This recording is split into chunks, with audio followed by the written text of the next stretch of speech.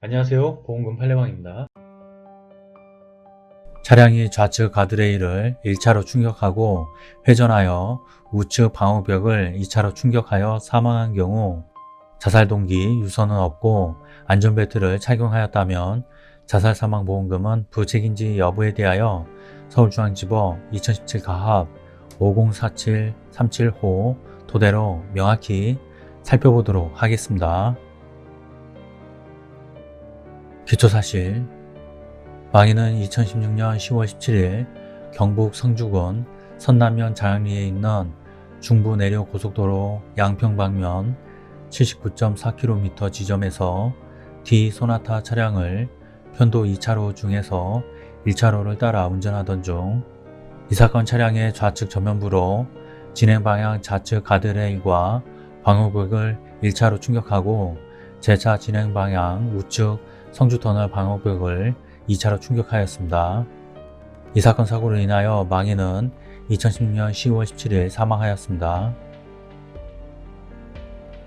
쟁점, 망인의 사망이 상해로 인한 것인지 여부.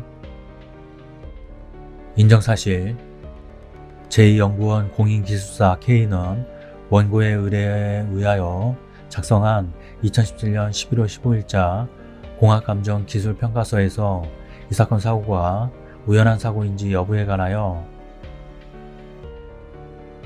1차로를 진행한 망인은 충격 직전까지 제동등이나 방향지시 등을 켜지 않고 충격 직전 구간을 시속 약 143km로 운전하다가 안전운전 부주의로 도로를 이탈하면서 이 사건 차량의 전면 좌측 부위로 터널 입구 좌측에 설치된 가드레일을 충격한 후 차체 후미가 시계 반대 방향으로 회전하면서 터널 내의 2차로 우측의 터널 방향벽을 2차로 충격하고 최종 정지한 사고로서 망인의 예견치 않은 안전운전 부주의로 인한 우연한 사고로 판단됨이라는 내용의 결론을 내렸습니다.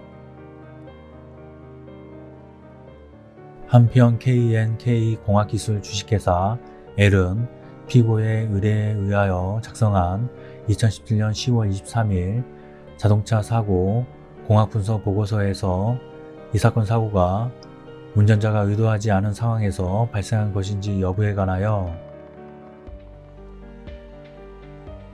1차로를 따라 좌곡선부 오르막 구간을 평균속도 약 시속 156km 속도로 진행하던 이 사건 차량이 좌측으로 꺾어지면서 진행할 수 있는 조건은 운전자 스스로 조향 핸들을 좌측으로 조작해야 합니다. 망인은 전방 주시를 하고 운전하고 있었기 때문에 그대로 진행하면 사고가 발생할 것을 충분히 예상할 수 있는데도 불구하고 차도로 복귀하지 않았고 전면부가 차도 쪽으로 꺾어지지 않았으므로 운전자는 차도로 복귀할 의사가 없었던 것으로 판단됩니다. 재판부의 판단, 이 사건 사고는 망인이 예측할 수 없는 원인에 의하여 발생한 사고로서 고의에 의한 것이 아니고 우연히 발생하고 통상적인 과정으로는 기대할 수 없는 결과를 가져오는 사고라고 봄이 타당합니다. 상세한 이유는 다음과 같습니다. 피고의 주장은 망인이 고의로 자살하였다는 취지이나 이 경우 자살의 의사를 밝힌 유서 등 객관적인 물증의 존재나 일반인의 상식에서 자살이 아닐 가능성에 대한 합리적인 의심이 들지 않을 만큼 명백한 주의 정황 사실을 입증하여야 하는데 망인이 이 사건 사고의 발생 전 유서를 작성하였다거나 자살할 만한 동기를 가지고 있었다는 점에 관한 자료가 없습니다.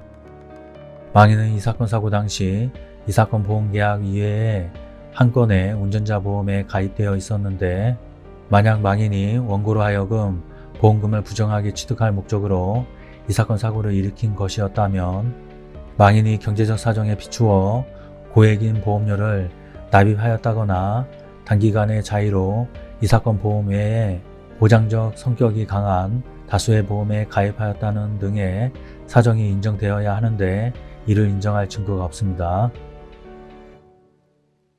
특히 이 사건 사고 당시 망인은 안전벨트를 착용한 상태로 보이는데 망인이 고의로 이 사건 사고를 일으켜 사망에 이를 생각이었다면 안전벨트를 착용하였을 리가 없고 수사기관에서도 이 사건 사고가 망인의 안전운전 의무 위반에 기인한 것으로 판단하였습니다. 또한 망인이 고의로 이 사건 사고를 일으켜 여자친구에 불과한 원고로 하여금 거액의 보험 수익금을 취득하게 할 만한 동기가 있었다는 점을 인정할 만한 객관적인 자료가 없습니다.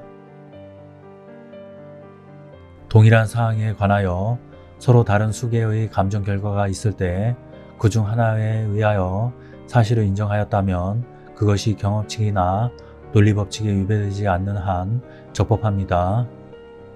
비록 법원에 의한 감정은 아니나 이 사건에 있어서도 망인의 사망에 관하여 서로 다른 사고 분석 보고서가 있는 바 위와 같은 법리에 비춰볼 때 법원이 그중 하나에 의하여 사실을 인정하였다면 그것이 경험칙이나 논리법칙에 위배되지 않는 한 적법한 것입니다.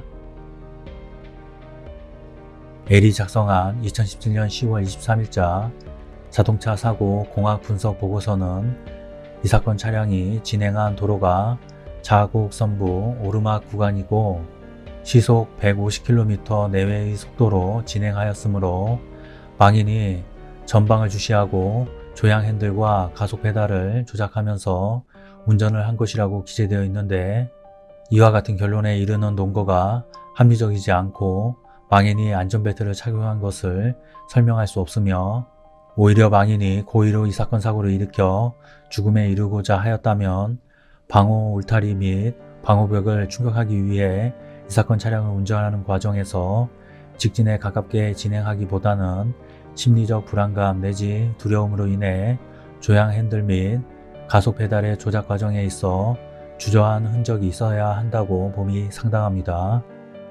특히 망인은 이 사건 사고 이전에 고의로 자살에 이르고자 시도한 사정이 없는데 피고의 주장 및 위 보고서에 따르면 망인이 곧바로 직진하여 이 사건 사고를 일으켰다는 것이어서 첫 자살을 시도하는 망인이 어떠한 심리적인 동요 없이 방호 울타리 및 방호벽을 충격하기 위해 직진에 가깝게 진행한다는 것을 기대하기는 어렵습니다.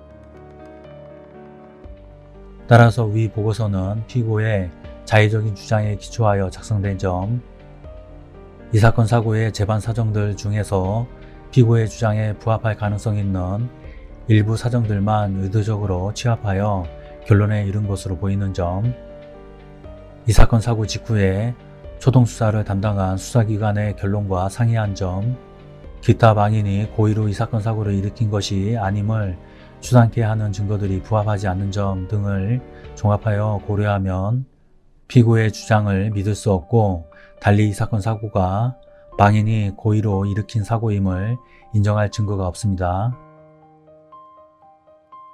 결론적으로 보험회사는 보험 수익자에게 상해사망보험금을 지급할 의무가 있습니다.